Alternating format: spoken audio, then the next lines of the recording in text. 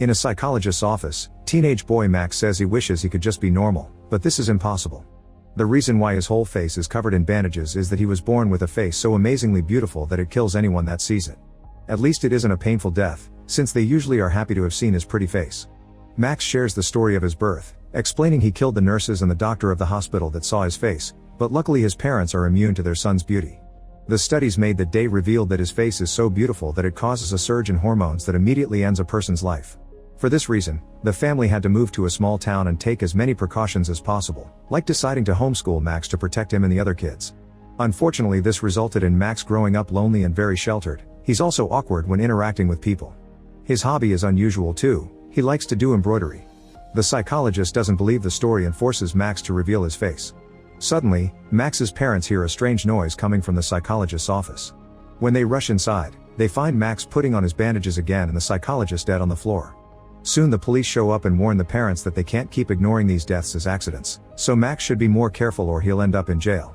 While the adults talk, Max sees a brick and picks it up to bring home. Later at his house, Max's parents tell him they don't like him being at home all day and ask Max's only friend Dan to sign him up on a dating app, which annoys Max. Afterward in his room, Max asks Dan to hit him with the brick so he can stop being deadly beautiful. When Dan gets too distracted by his phone and the notifications from his dating apps, Max throws it to the ground, causing Dan to hit him like he wanted. Max ends up in the hospital with his mother, and in the waiting room, the mom reads in a magazine that they're looking for families to be hosts for exchange students, which could be a chance to bring another teen to the house for Max to have a friend. Max hates the idea and goes looking for another magazine, only to find the rack empty.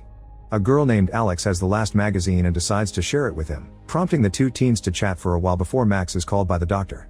Sometime later, Dan decides to try to cheer Max up by getting him a blind date. They meet the girl at the restaurant and Dan does some chatting to break the ice, but as soon as he leaves, things become incredibly awkward. The girl is clearly wary of his appearance, so to appear more friendly, Max gifts her a handkerchief that he embroidered with her name. Things are starting to look better, but suddenly some noises warn them that Craig is causing trouble in the restaurant. The guy suddenly approaches their table and sits with them with the intention of flirting with the girl, but he sees Max's bandages and realizes he's the guy from the Deadly Stories. He's very rude and intimidating, so Max tries to leave to avoid trouble, accidentally knocking their drinks when he stands up. Craig throws the handkerchief in the liquid to make fun of Max and keeps pressuring him to reveal his face, going as far as pushing him against the table to oblige him. Thankfully, the restaurant staff uses that moment to finally kick Craig out. Then Max asks the girl for another date, but she's now scared of his face and turns him down. After such a disastrous date, Max thinks he'll never have a normal life and goes to try to end things. Suddenly Alex shows up and teases him for what he's doing, which starts a conversation about his life, candy, and Max's dream of swimming in a tub of jelly beans. In order to distract him, Alex invites Max to come with her and they take a bus to a retirement home, where he's introduced to Rosemary and Esther, two old ladies that have terminal conditions. However, they are still very lively, and the four of them have a wonderful afternoon together. While sharing tea and snacks, they learn Esther is trying to write one more book before she dies, but it's hard because of her Alzheimer's. After leaving the retirement home, Alex walks Max home, and Max wonders if they can see each other again, but Alex says no. Sometime later, Max is hanging out with Dan, who tells Max that he shouldn't give up. Since Max can't look for Alex on social media because he doesn't know her surname, Dan thinks he should hang around the spots he saw her at and try to bump into her. That night, Max makes an embroidery design about the bridge moment. The next morning Max decides to return to the bus stop and realizes Alex missed her ride on purpose. Alex is a bit wary of him at first, but then she agrees to have fun together. They go to the store and buy lots of jelly beans to fill the tub in Max's bathroom, finally fulfilling his dream. Prompted by this, Alex confesses she would love to swim in a river of jello. While enjoying the candy bath, Max finally lets her know about his deadly face, but Alex already suspected he was the guy from the stories. In return, Alex explains she has a rare cardiovascular disease that makes her allergic to endorphins. Excitement causes inflammation, and that causes her heart to grow. Then Alex shows that under her jacket she must always wear a monitor that tracks her heart size, and explains her body rejects emotions. For now, she's on an experimental medication to solve it. Hearing all this makes Max feel he finally has someone that understands his situation. Afterward, they go to watch a movie and get drunk during it, laughing at any single detail. Then they go to Max's home and Alex gets to admire his embroidery, which makes her ask him to make a design of her someday. Suddenly Alex comes too close to him and takes off his sunglasses, which scares Max for a second. Fortunately, his eyes alone can't kill people, and now the two teens are having a sweet moment that could end with a kiss. Unfortunately, at that moment Max's parents arrive and ruin the moment. The teens quickly pull apart, but the parents can tell what's going on and are in shock. Max's mother is so happy that Max finally met a girl that she hugs Alex. The parents also introduce them to Yushen, an exchange student that will be living with them from now on. She's also brought a cat with her. However, she's pretty antisocial and ignores the family most of the time. Even at dinner time, she orders her own food so she can eat alone. From then on, Max and Alex begin hanging out together all the time, and they often visit the retirement home to have tea or play games with Rosemary and Esther. One day the teens decide to go on a camping trip, and Max has an argument with his parents, who make him take Yushen with them. The next day, the group leaving for the forest ends up being composed of Max, Alex, Yushen, Dan, and his latest date. As always, Yushen ignores them, but the others have lots of fun exploring and taking pictures. When Alex accidentally hurts her hand with a branch, Max cuts some of his face bandages to wrap up her wound, which makes Alex's heart beat a little faster. Later in the evening, they set up camp, and Dan and his girl hide under a blanket for some privacy while Yushen sleeps. Max decides to follow Dan's example and throws a blanket over himself and Alex, then prepares a surprise. He tells her to close her eyes before he covers them with a bandage. Next he grabs her hands to make him touch his face and have an idea of how he looks. Max confesses he killed the girl that gave him his first kiss because she broke the rule and opened her eyes, so Alex comforts him by kissing him before leaving the blanket. Some days later, Alex calls Max to tell him they can't see each other today because her mother needs her to help with some chores around the house. Afterward, Max's mom asks him to get rid of their old Christmas tree, so Max takes it out with the help of Dan. Meanwhile, Yushen is having a smoke, and when she throws away her cigarette, she accidentally lights the tree on fire. Dan and Max rush to try to put it off and Dan accidentally gets his hands burned, so they take him to the hospital.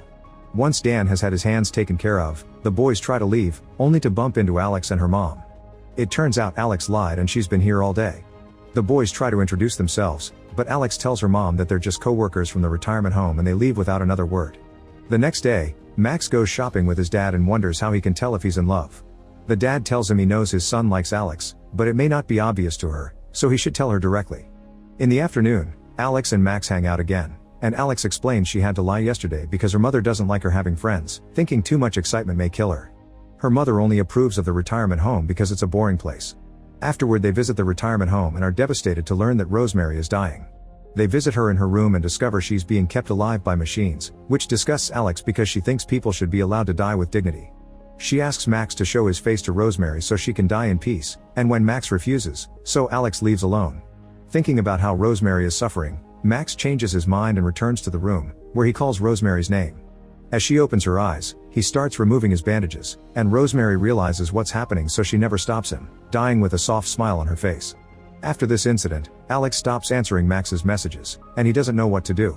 His parents try to offer some advice, but this only ends in an argument and Max leaves to hang out with Dan. His friend has big news: there will be a party at the local school, and Dan thinks Max should go even if he's homeschooled. Max is too nervous to do anything, so Dan takes his phone and sends Alex a message to invite her to the dance. Since he doesn't get an answer, Max goes to Alex's home to ask why she's ignoring him.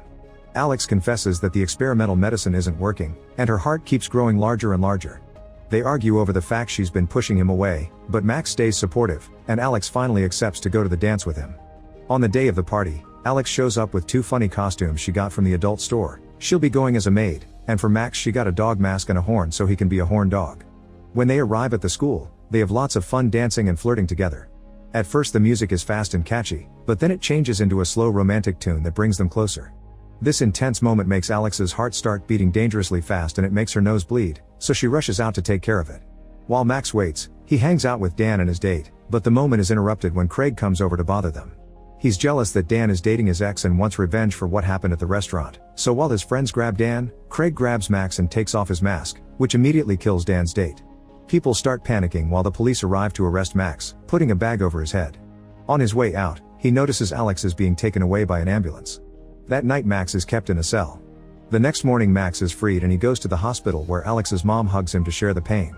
Then Max visits Alex and learns that she had lied the entire time. She had been minimizing her illness. It turns out she actually has a terminal condition and she has known since she was a child that she would die around this age. Alex only has a few days left and hates being connected to a machine at the hospital, so she asks Max to reveal his face for her.